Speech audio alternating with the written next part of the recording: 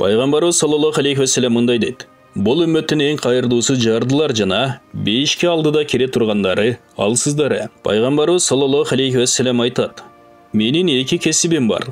Ким аларды сүйсе, мені сүйген болады. Аларды жақтырбағандар мені жек көргендер. Ал кесіптер жупунулық жана Алла жолында күрөшүү.